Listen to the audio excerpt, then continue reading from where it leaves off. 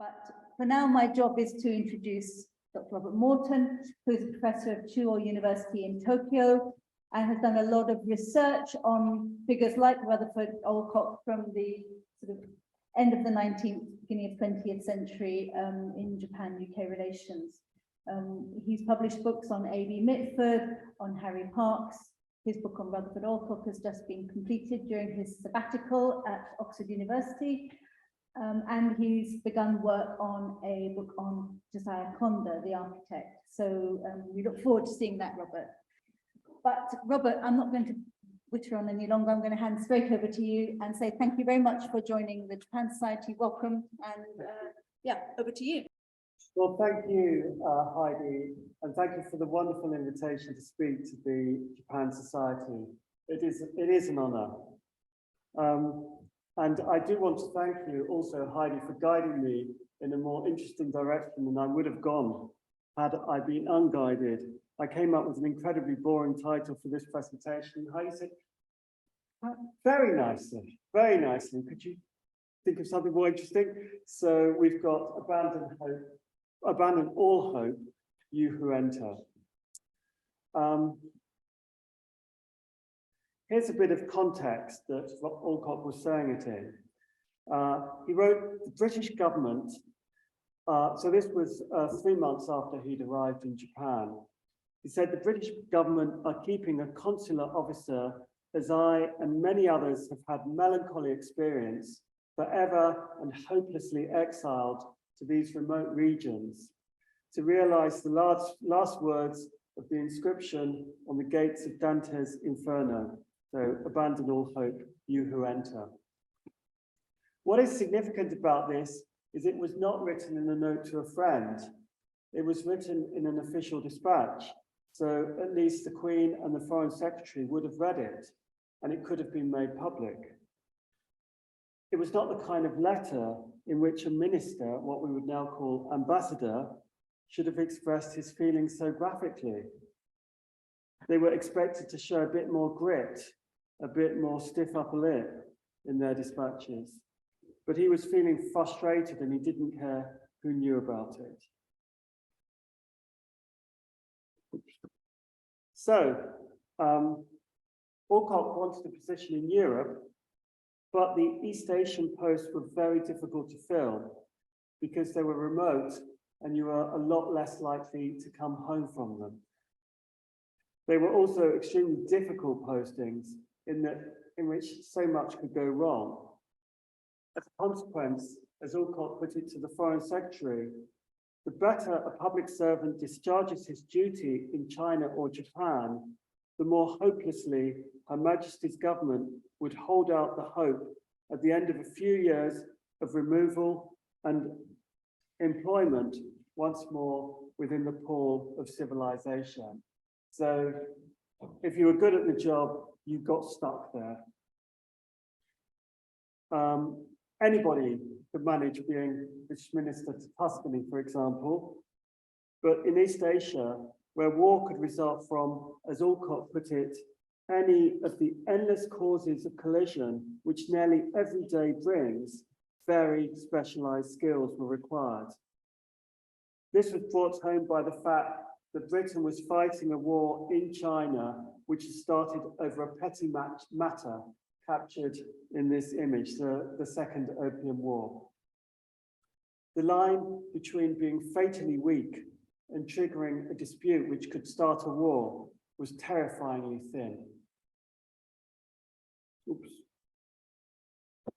Alcock had unlikely origins for this kind of career. He was the son of a successful doctor, Thomas Alcock, picture there. It was a respectable background, but hardly what was usual for someone who rose to be a minister. It brings home that China and Japan offered opportunities to talented middle-class men to rise to the top, which were unthinkable in the rest of the service. As we can see, he was born in Ealing, so not a million miles from here, in 1809. His mother died when he was young, and his official biographer wrote that this made his childhood grey and cheerless, especially when his father sent him to Hexham Grammar School in Northumberland, a very modest institution which he was embarrassed at having been educated at as an adult. He returned to London at the age of 15 and became indentured to his father to study surgery. The word indenture sounds harsh, and its terms were cold and formal, giving his father a strong legal hold over him. But Rutherford was allowed to go off to Paris only a year into it, so it looks like his father trusted him to behave and saw that he was serious about studying. Surgery was more advanced in France than in Britain, and it was the best place to learn it. He also learned French there, which would be very useful to him in his diplomatic career. He couldn't gain a good medical position in Britain, and rather he became a military surgeon for a British battalion fighting in a civil war in Portugal and then one in Spain. They were remarkably similar conflicts, both triggered by a girl coming to the throne and her crown being demanded by a wicked uncle. So the one on the left is Maria II, who came to the throne at the age of 13 in Portugal. The one on the right is Isabella II, who came to the throne at the age of 3 in Spain. In both cases, the queens represented liberalism, and the British government supported their causes, but sent no armies. So these battalions were being paid by the Portuguese and Spanish governments. You'll be pleased to hear that both the queens emerged victorious, so Alcock was on the winning side both times. Alcock did truly remarkable work in Portugal and Spain, and this is the phase of his career that I most admire him for. He had great physical courage, great skill as a surgeon, and mixed efficiency with compassion. His approach was strikingly similar to Florence Nightingale's in that he attached huge importance to cleanliness, ventilation, nourishing food, and just being nice to the patients. This was not the norm in military hospitals at the time. The only real way they had of dealing with them, with injuries was amputation, but he did it with remarkable success, and the great majority of his patients survived the experience. This was the site of his hospital in Spain, in San Sebastian, which is now a museum. I agree with him when he wrote that they were the most stirring and attractive years of his life. He was lavishly rewarded with decorations by both the Portuguese and Spanish governments, although they weren't nearly so forthcoming about paying him. He received Portugal's highest honor, the Order of the Tower and the Sword, here. Not being a modest man, he would wear them when he could. So, for example, at a little ceremony on taking up his first position in China, his interpreter, Harry Parks, wrote that Mr. Alcock came over in a very flash style. He wore no less than 6 Spanish and Portuguese orders of knighthood and chivalry. So if that was only one of them, you can imagine how he looked if he had 5 others. Unfortunately, this remarkable service counted for nothing in Britain, and he received no recognition there. One of his comrades commented bitterly, this was after Portugal but before Spain, he commented bitterly that he was decidedly the most proper man to head an army medical department, but he had never been in the British service and had only been in Portugal. In fact, he anyway had to give up his career as a surgeon because he became afflicted with rheumatism in his hands. This sounds like a low point in his life, and it really was a period of doldrums for his career. But a very bright note was his marriage on the 17th of May, 1841, his 32nd birthday, to the 28-year-old Henrietta Bacon. She was funny, artistic, and enterprising. and really the perfect wife for him. I'm very sad I haven't been able to find a photograph of her. She knew he planned to go to China when she married him, which most British women would definitely have hesitated about. Alcock's boss thought that a country so full of offensive sights and privations was unsuitable for British women, and his wife stayed at home. But Henry, as Alcock called her, was excited about the adventure and told him that anyway, wherever he was, she would be happy. So he made a dramatic career shift and entered the consular service. Here is an outline of his career in it. So he started out in Amoy, this place here. On the map, it's marked as Xiamen, but was quickly moved to the more important Fuzhou. Both of them had virtually no trade, but Fuzhou was the capital of Fujian province. His most significant job was consul in Shanghai,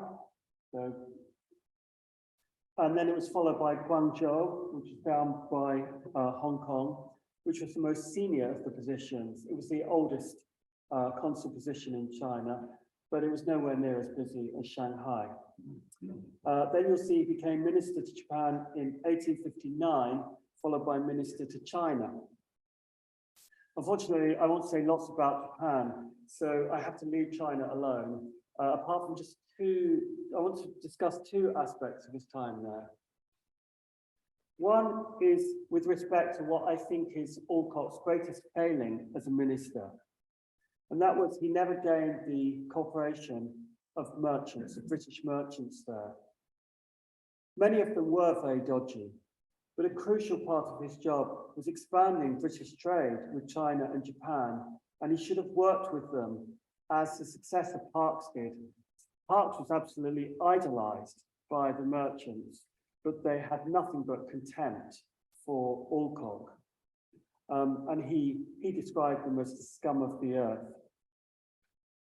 This antipathy towards them started when he was in Shanghai. He wrote later of being told there, "You, as HM's consul, are bound to look to the national and permanent interests. That is your business.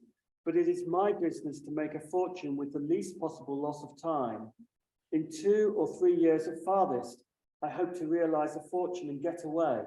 What can it matter to me if all Shanghai disappears afterwards in fire or flood?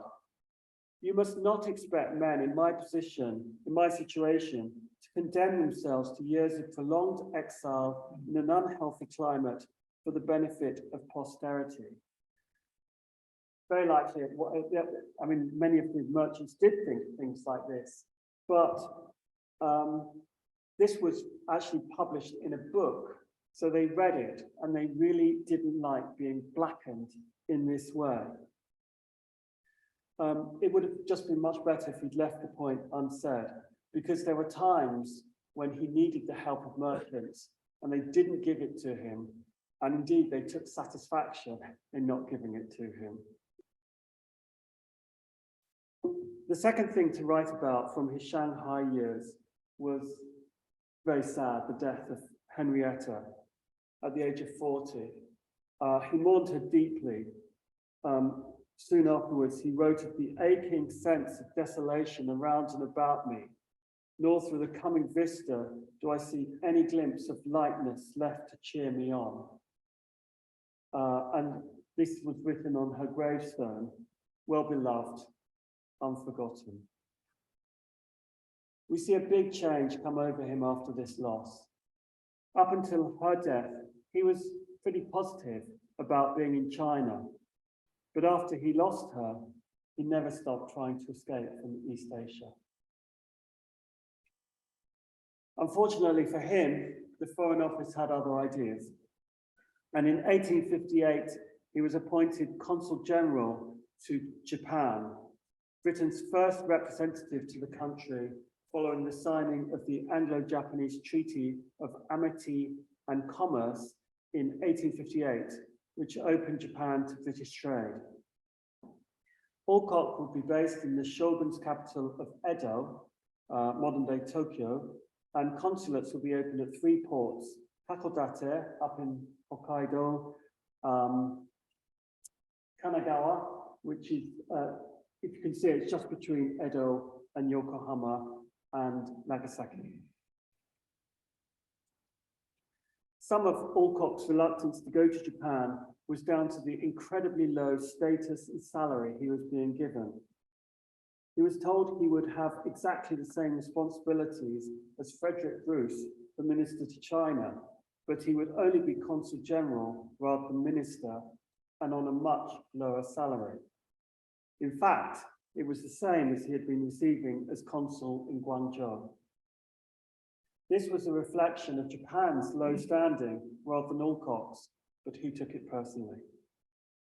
So, only 2 months after his arrival, he responded in an extraordinary way by promoting himself to minister, explaining that affairs were of a critical nature which could only be handled by a minister, adding that it was the only way open to a servant whose first desire and duty should be to secure the public ends which Her Majesty's government contemplated in sending a mission to this country. He must have held his breath after writing that letter, but it worked out well. His rank as minister was confirmed, and his pay was raised to £2,000 a year, although that was still only a quarter of Bruce's salary. Alcock was certainly earning his money, with an extraordinarily difficult series of challenges confronting him.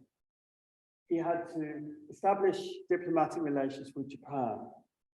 He had to enforce the terms of the 1858 treaty. He had to make sure that the Japanese stuck to them. He had to get British trade started. He had to prevent any further Russian advance in East Asia, and he had to ensure the security of British interests and punish any attacks on them. The first of these, establishing diplomatic relations, worked out surprisingly easily, with the Japanese authorities cooperating. He had an audience of the 14-year-old shogun Iemochi, that picture there, and presented his credentials to him. And the shogun ratified the treaty. These were major gains. Admittedly, these things should have been done by the emperor, but that clearly wasn't going to happen. So they basically pretended he didn't exist, which wasn't hard because he was hidden away in Kyoto.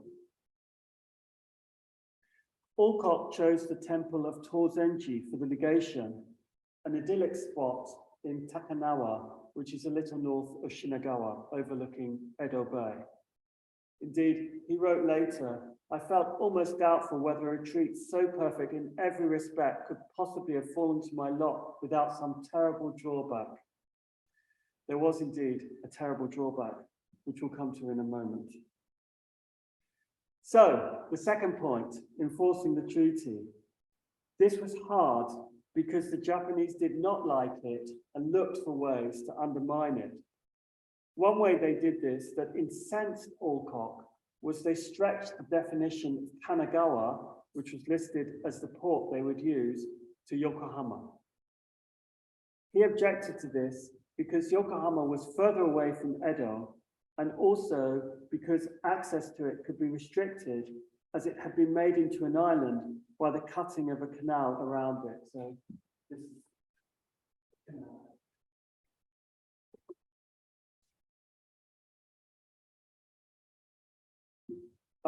Alcock thought it was far too similar to the island of Dejima, which Dutch had been confined to in Nagasaki from 1641 to 1854. But the merchants were perfectly happy with Yokohama. It had a good harbor. Facilities were provided by the authorities to help them get set up there. And the foreign secretary told Alcock that it was not worth making a fuss over. So Alcock, in his fury, found himself isolated and just had to accept it. Yokohama grew from a village in 1858 to a city of over 100,000 people in just 10 years. So the third of our points, trade went well and Yokohama boomed, it is estimated that in 1859, exports out of Yokohama amounted to $400,000, while by 1866, they were worth 14 million. And Britain had an 80% share of that trade. However, Alcock had such poor relations with the merchants, he had little to do with this success. Adding to the antipathy built up in Shanghai was his resentment at the way they had undermined him by accepting Yokohama as the trading port. Next, we come to the problem of Russia. Britain and its allies had taken 2.5 years to defeat the country in the Crimean War to curb its expansion into the Turkish Empire. That war had ended in 1856, so when Alcock arrived in Japan in 1859, that trauma was very recent. The weakness of Japan, China, and Korea offered tempting possibilities to Russia. This map, I'm sorry, it's in French, but it was the best I could find for showing the Russian advance east. It seemed more than possible that Russia would take Hokkaido, and Alcock could see no way of stopping them. As we saw, one of the British consulates was in Hakodate, but Alcock wrote that the Russians will do just whatever they please, whether we have anybody there or not. It wasn't so much because Britain didn't have the power to stop them, but it was really because he knew that back in London, they saw Hokkaido as not worth fighting for, certainly not worth starting a war with Russia over. The next duty was ensuring the security of British interests, and this brings us to the big drawback of Torzenji. It was terribly vulnerable to attack. This picture is a reconstruction of the first of 2 attacks on the temple. When the intruders came, Lawrence Oliphant, Alcock's #2, could only lay his hand on a hunting whip to defend himself, and ended up with a very nasty injury, losing the full use of an arm. Security was beefed up, but Torzenji was attacked again a year later, 500 Japanese guards doing nothing to stop the intruders. Alcock had to make sure these attacks were punished to deter others, but this was his only means of doing so. HMS Ringdove, which was sitting in Yokohama Harbor. Alcock constantly pleaded for more naval support, but the Royal Navy was busy fighting the war in China. And anyway, the government did not see Japan as important enough to Britain to justify sending more ships. In fact, although it looked small, the Ringdove could have done a lot of damage. For example, Alcock thought he could have used it to blockade Edo Bay to prevent food shipments coming into the capital, thus starving the government into submission. But the Foreign Secretary absolutely refused to allow him to do anything of the kind.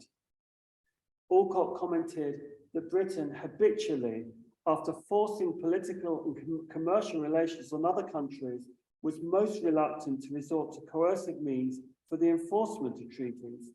And thus, the Japanese have begun to imagine that nothing will induce any foreign power to go to war. Thus fortified, they play out their game of cross questions and crooked answers with imperturbable sang-froid and untiring vigor. Indeed, the Japanese were being pretty audacious. The youth of the shogun and the weakness of his government was giving the emperor a chance to flex his muscles, and he was, unfortunately, rabidly anti-foreign. He told the shogun, foreigners must be either banished by force or they must be all removed to Nagasaki and Hakodate. Measures must be adopted to render it impossible for them to assert their pretensions. And if they are allowed to remain in Japan, let it appear that they are not here. So the shogun was supposed to get the foreigners out of Yokohama and Edo. There was no way he could do that, but the emperor's increasing power and his prestige meant that the shogun, Iemochi, had to look like he was trying to do it.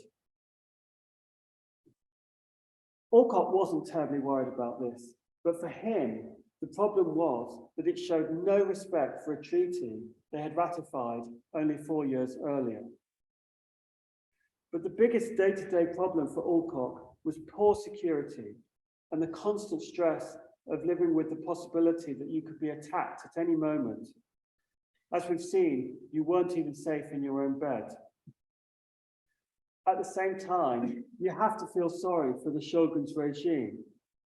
They were being buffeted by irreconcilable forces, the Western powers, the emperor, anti-foreign forces, rebellious domains, none of which they were strong enough to bring to heel. Unsurprisingly, Alcock was not enjoying his job very much.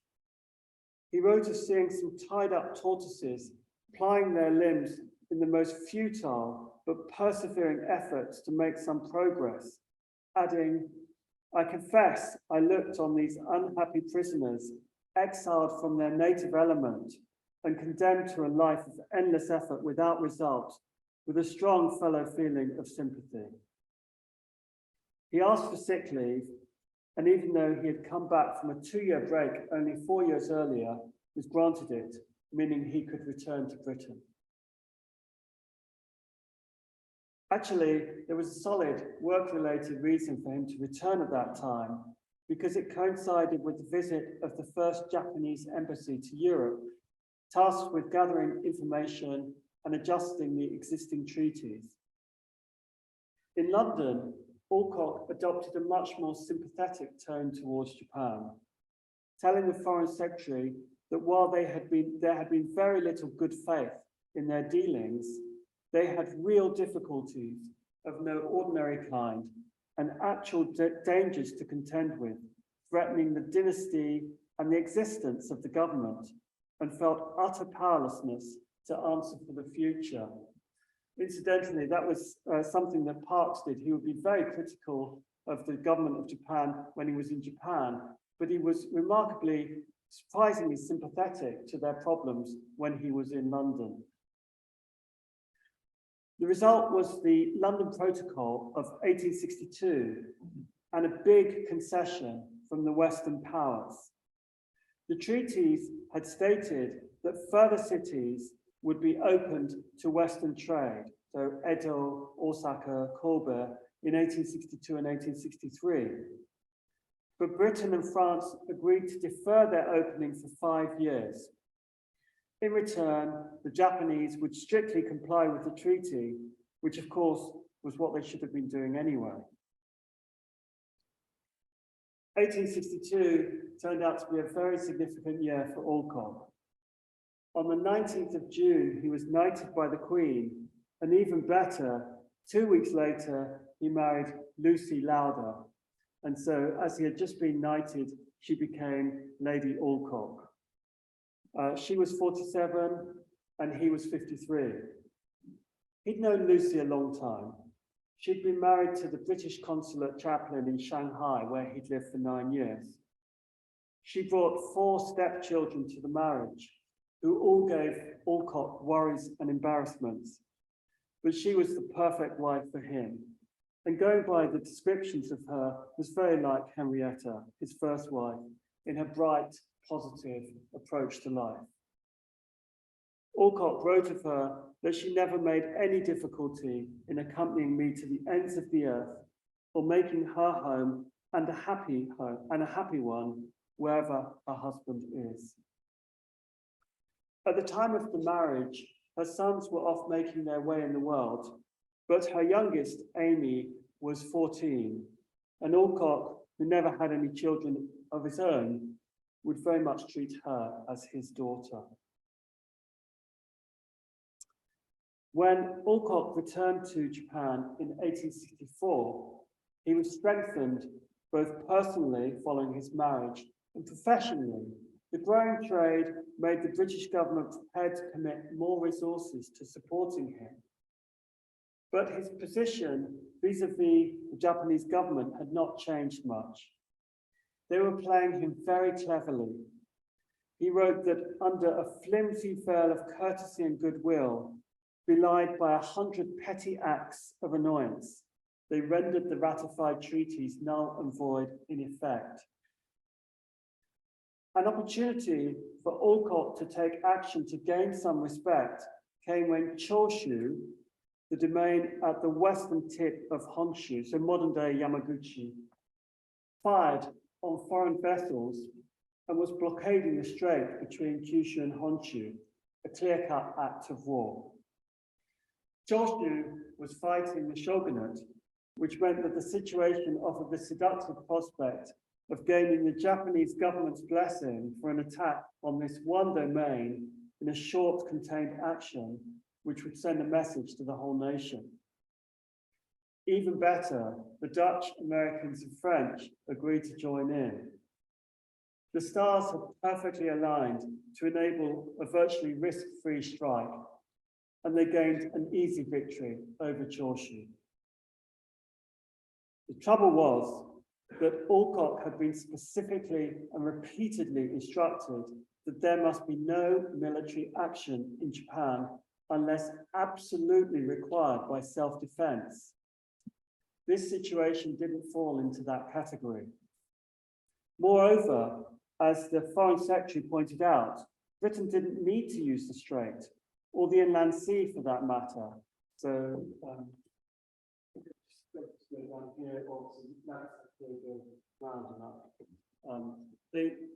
they just didn't, they had no need of the Strait.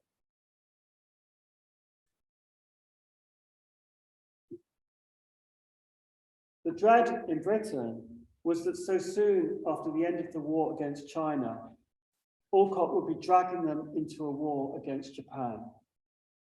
The most powerful speech on this subject was made by the Bishop of Oxford in the House of Lords. He said, "Can it be the intention of this country to reduce Japan to the miserable state of an utterly ungoverned anarchy? All the injuries that have been brought upon China must come upon Japan if you succeed in your policy. There is an eating canker upon every extension of national prosperity that is founded upon injustice. It is written and will be fulfilled. Woe unto him that buildeth his chamber on unrighteousness and his house upon wrong." Alcock was recalled, so told he had to return to Britain to explain himself. A rare act which showed extreme disapproval of a minister's actions.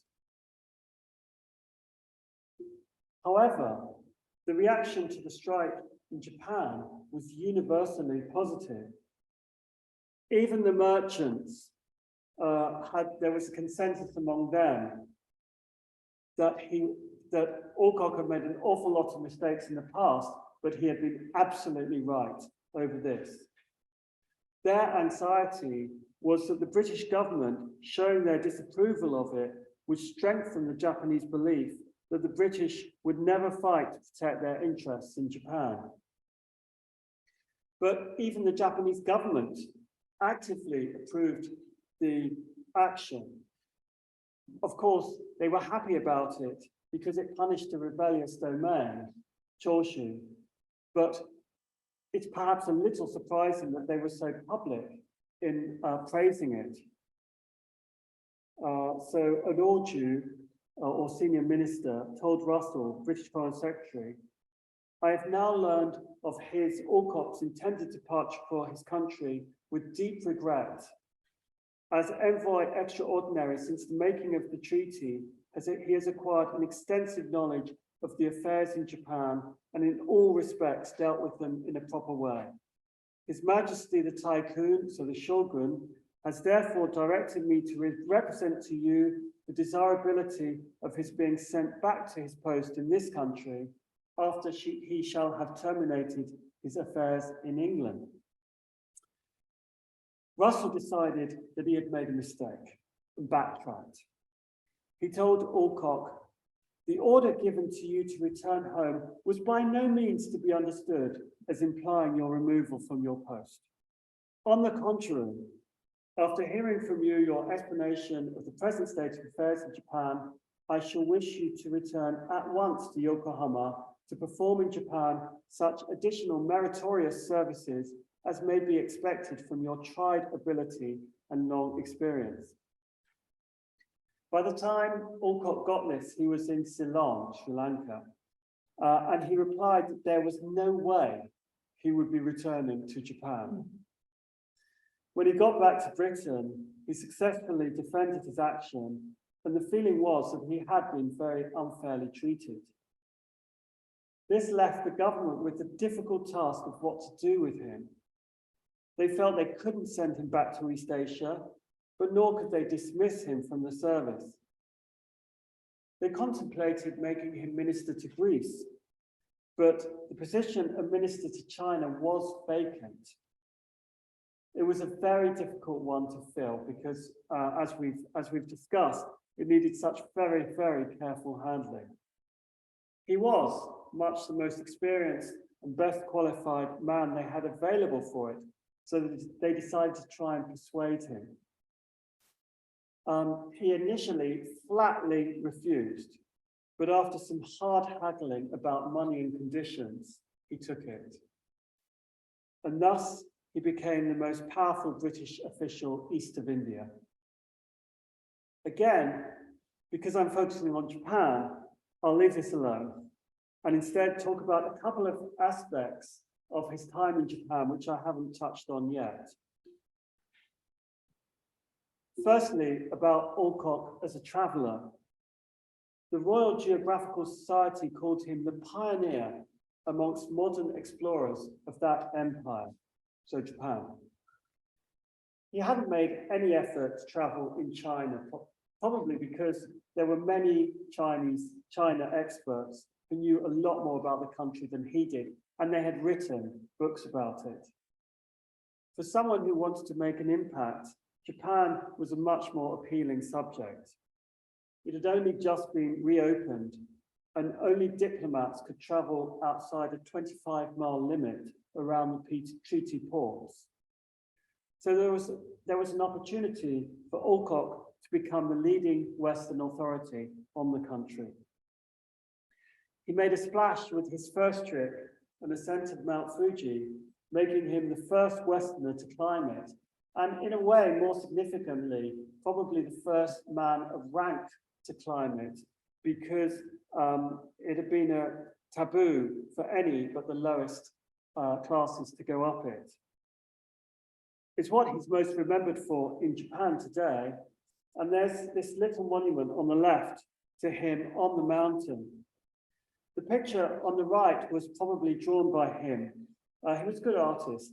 It was included in one of his books, but I don't think it looks anything like the top of Mount Fuji. A less memorable, but really more remarkable journey Alcock took was this one from Nagasaki to Edo. So he started off in Nagasaki and he crossed overland to Kokura and then went across the strait to Shimonoseki and then sailed through the inland sea to Osaka. And from there, he returned to Edo overland. To the Foreign Secretary, so this was, by the way, before the bombardment of Shimonoseki. To the Foreign Secretary, he justified taking the time out to make this trip by saying, I was determined to seek the means of forming my decisions on data collected in a larger and freer field than the capital afforded, and by my own personal observation, since I could place implicit trust in nothing that came from Japanese sources. He found rural Japan to be a peaceful, easygoing, gentle kind of place. Here are a couple of his pictures from the trip. He wrote, there was an utter absence of abject misery or destitution such as too frequently meets the eye of the traveller in Europe and every part of the East also. War would be a frightful calamity in such a country, which no advantage to other nations could apparently justify. Not wishing to waste a good thing, he wrote a 1,000-page work on Japan, in which he narrated these trips along with other things he had done and discovered in his first 3 years there. It was an important book in its day, and while unbearably long-winded, it really is a very sensitive and thoughtful view of the Japan he saw.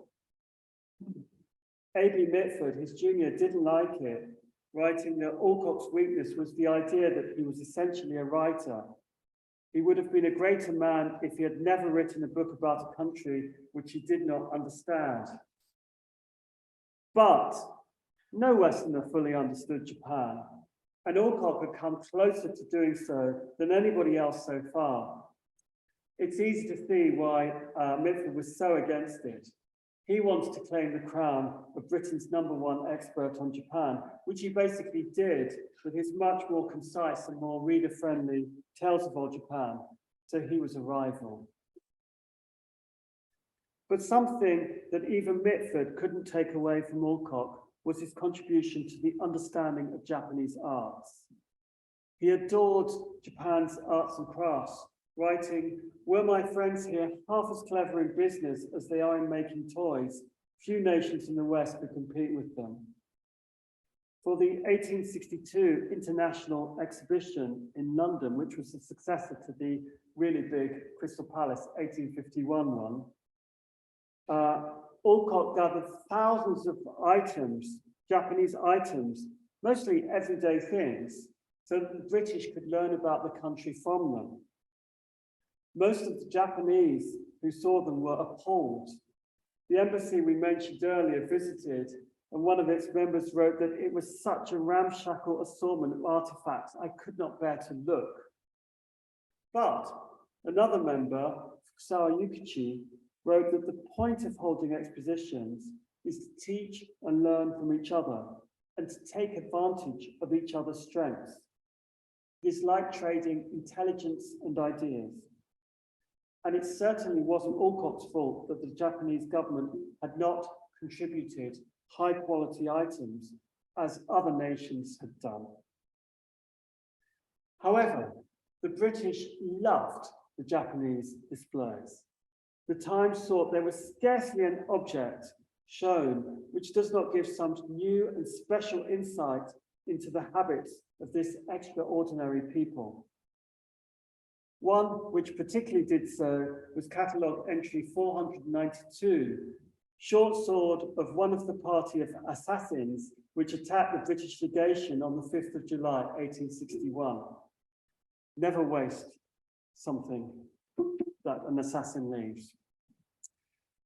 Alcock's efforts had an influence, quite a big influence, on European artists. One example of this I particularly like is from this print by Hokusai. So at top left, you've got the original Hokusai print, and then on the right is an engraving that was made of the print that was put in that book, that 1,000-page book. And then underneath, you've got a drawing by Manet. So you can see he's copied this figure here. He's copied that figure.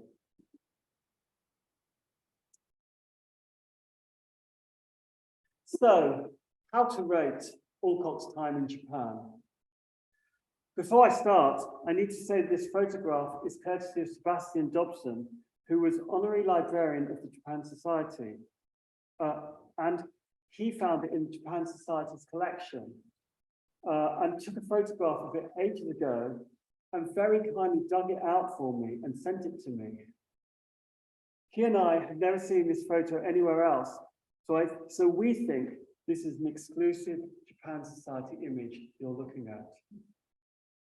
Anyway, it's clearly designed to show him as a statesman holding his rolled up document, so I thought it was a good one to accompany an assessment of his time as minister. You'll see this quote by Henri Cordier that he cut a mediocre figure next to Parkes, who was his successor as minister to Japan. I don't think this is fair because Parkes had huge advantages over Alcock. He had far more naval support. He had a far more able staff, At the start, Alcock had nobody who could speak Japanese. And above all, Japan was much more prepared to engage with Britain in Parkes's day, which just hadn't been in Alcock's. Alcock provided Parkes with a decent foundation to build on, but looks like a lesser figure, if only because Parkes had a bigger personality. He had a larger-than-life air about him, which Alcock just didn't. But Alcock was a much more thoughtful man than Parkes and spread knowledge about Japan and its arts in a way that Parkes couldn't have begun to.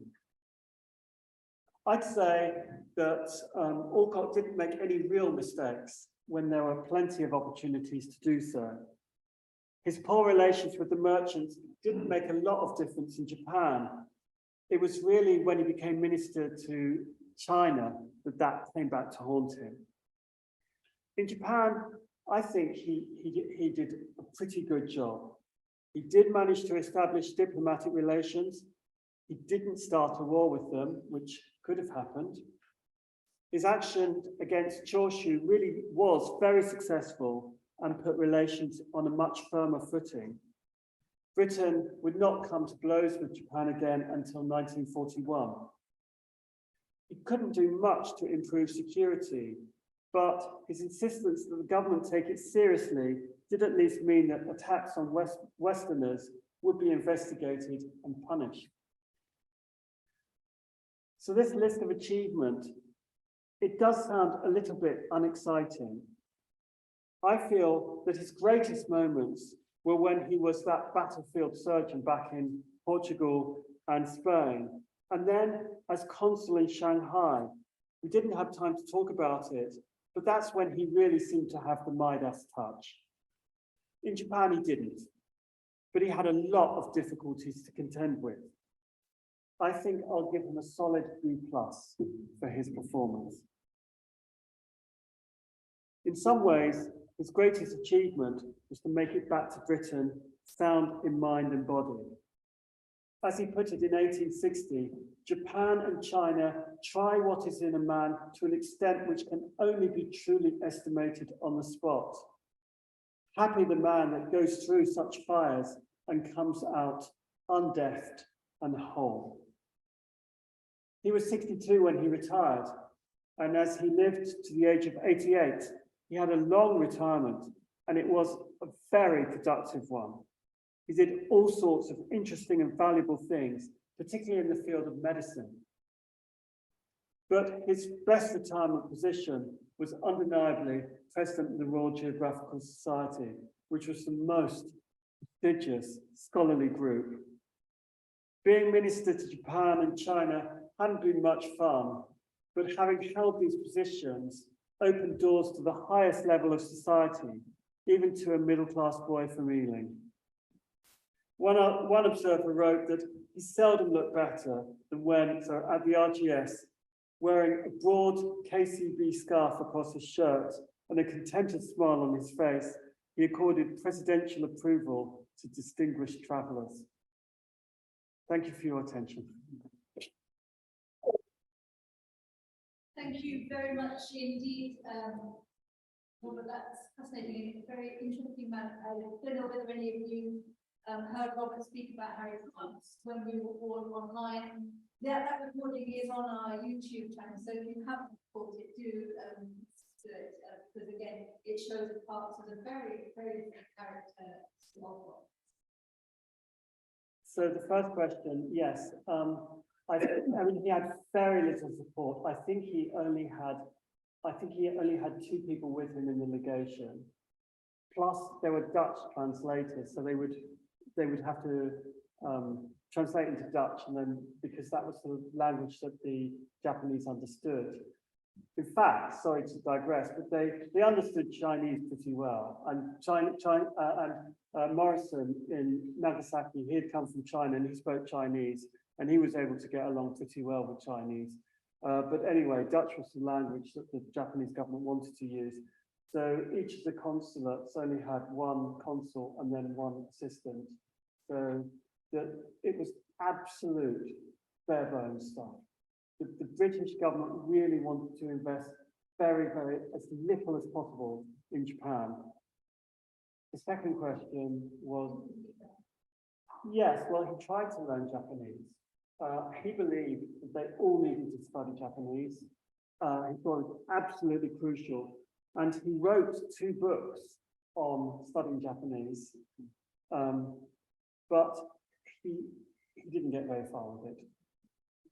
He found it very hard. He found Chinese very hard, and he found Japanese. He was good at languages. He spoke French, Spanish, Portuguese, Italian, but couldn't manage the Asian ones.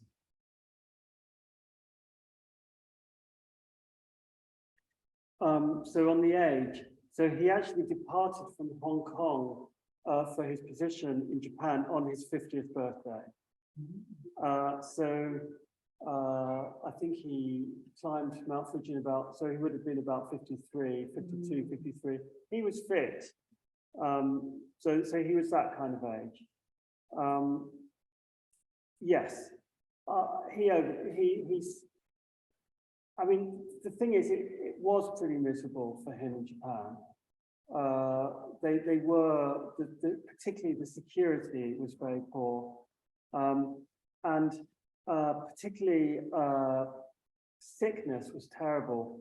In the 1840s, there were very bad years in the 1840s, where in a given year, a third of the British forces died of fever in Hong Kong. It got more healthy as you got further north, and Shanghai wasn't too bad actually, but so many didn't make it back from China. So Japan was healthier, the climate was healthier, but he still did complain about it. I mean, it is very hot in the summer, but I think you're right. I think there was a real kind of moany. He was a moaner, which I find very annoying, because he was extremely long-winded. So he would go on and on about how awful it was.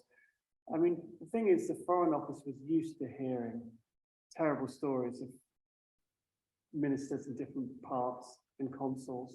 So they took it all with a grain of salt. But they did think that particularly China was tough, because they just noticed how many of their consuls died.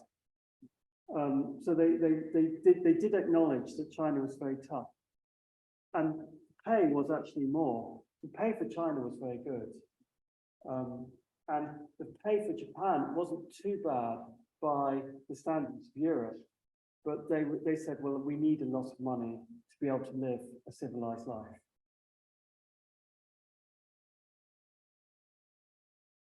Yes, but they actually used paper handkerchiefs, because Alcock, he marveled at this idea of disposable handkerchiefs. So they didn't have material, cotton handkerchiefs, that's right.